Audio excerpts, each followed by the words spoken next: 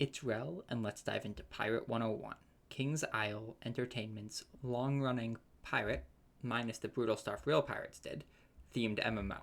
So you all know, I played this when I was much younger, and I remember enjoying it. It was also over a decade ago, and I don't have many specific memories about it. So let's see if it holds up with its recent Steam release. The first thing I notice when I start is that it's fully voice acted. And the voice acting is decent. Very nice. The name creator dodges the issue of inappropriate names. The game's made to be playable by kids, by having set names. But there are enough combinations that it's alright. The background and class selection is done through a super cute puppet theater.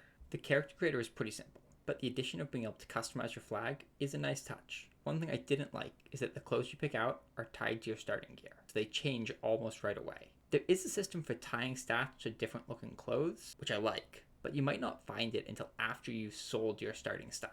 The tutorial is serviceable, but I don't like that the NPCs talk about the X key and so on. It takes me out of the world. We rescue another prisoner who becomes our first crew member. Honestly, he's a little bit insufferable, and he's gonna make quips at us on occasion for the rest of my playtime.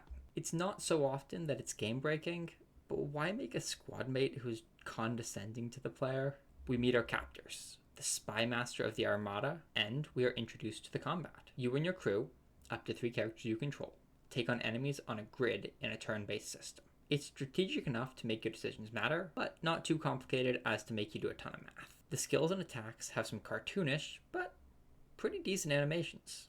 Overall, I enjoyed the on-foot combat. We take the helm of our rescuer ship and fly to Skull Island. There's a little ship combat, but I'll talk about it later when we encounter a more representative example. We are sent to Captain Avery for our next quest. Okay, going on the darker side for a second. I know it's going to go over most kids' heads, but maybe don't use real pirates in your silly cartoon game. Knowing what the real Captain Avery did, I felt this character was really out of place in the fantasy swashbuckling adventure. Just use silly fictional pirate names. Okay, back on track. Now I'm free to explore the hub, so I do. There's still a fair number of players, which is really cool to see. Why do we even have a jump button if you can't jump over this kind of thing? Can we get rid of the spinner in the corner? It's literally giving me a headache. It's just preloading stuff. Once it's done with the initial load, it stops being so bad. I'll explore more later. It's time to get back to the main quest. Rescue some guys from Troggies, anthropomorphic frogs. We are back to the silly fun MMO. So we go talk to a musketeer fox who happens to be named Bonnie Ann. Okay, just ignore the name and keep moving forward. We get into our first unscripted combat. You get around 30 seconds to lock in your moves, but the game will go right away if everyone is locked in early. I said everyone there. Yeah, combat tends to be public. Like this one. Someone joined in after my first turn. I love how it shows you where your allies are going to move and attack. We finish the battle quickly and loot the chests. I think it's great that the game rewards teamwork with chests that require multiple people to open.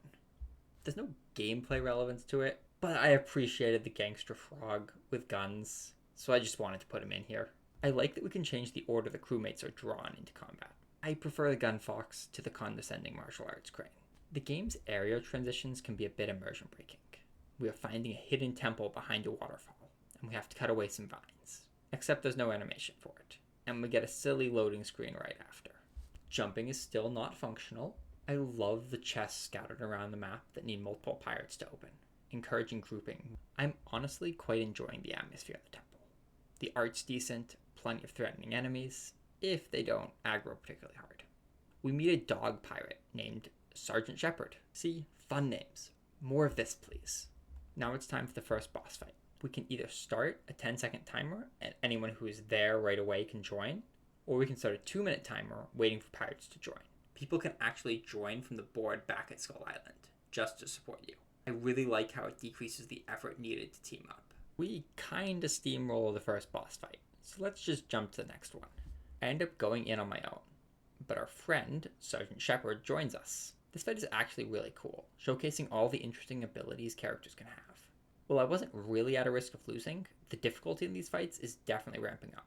One of my guys even went down. It's always good to keep players engaged. Also, I'm still wondering why there's a jump key.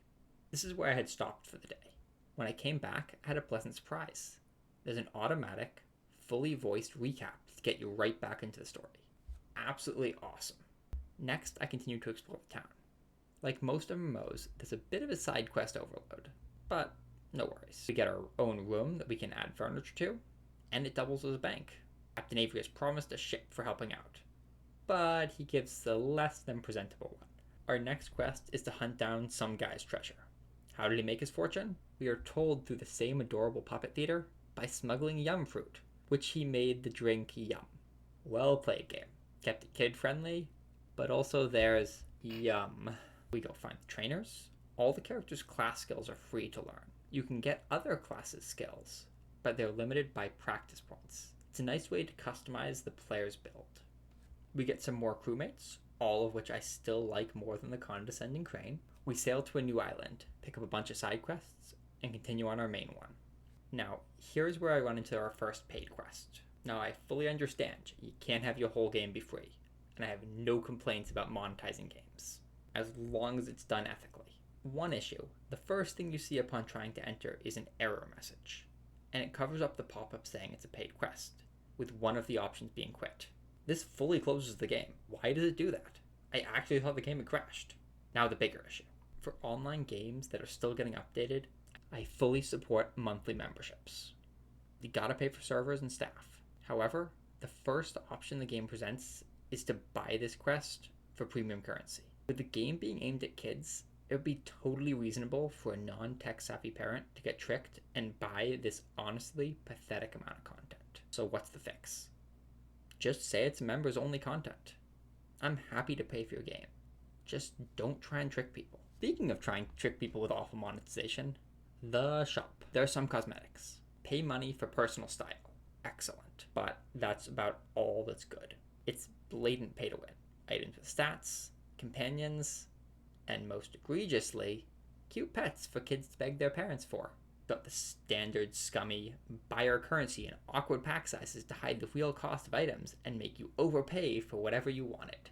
I know it's standard free to play practice for declining and even some non-declining games nowadays, but I'm still going to call it what it is, scummy. Also, the shop is broken. I was able to fix it, but it's kind of funny when you can't even get your monetization scheme right. Okay, let's get back to the actual game. We get into combat with 2 friendly crews. The combat wasn't hard, but it did bring up an issue. All those fancy animations are great, but they can really make a turn drag on. Let's keep going. Continue the quest. Find an ancient civilization, and the atmosphere in these ruins is really cool. Honestly, this was my favorite section of the game that I played. The dialogue and voice acting was good, the dungeon setup was great, the combats were engaging. This is where the main quest is locked behind a paywall. No worries though, plenty long enough for a demo. So I decided to go and explore some of the side stuff I missed. Told you we'd get back to ship combat, and it's unfortunately boring. At least at this point, the strategy is just to spam your abilities. The game calls it broadside combat, but there's no need to actually perform broadsides. Positioning doesn't matter, just stat stick your way through. I didn't mean through the ship. Yeah, that's a bit immersion breaking. Now the boarding is pretty cool. The enemies are damaged based on your ship-to-ship combat. There are even environmental hazards if you hit your opposing ship with them. Great addition for sure. Hey, there's a whale with something on its back in the distance. It's a nice set piece. You know what? Let's try and sail to it. Oh, it's not a set piece. You can dock and it's an entire town. Absolutely love it. Alright. There's PvP, but I'm not sure if I'm doing something wrong, but it doesn't seem to fire. I literally left my character sitting there for over 10 minutes, multiple times, and nothing. There are players here, but they don't seem to be joining.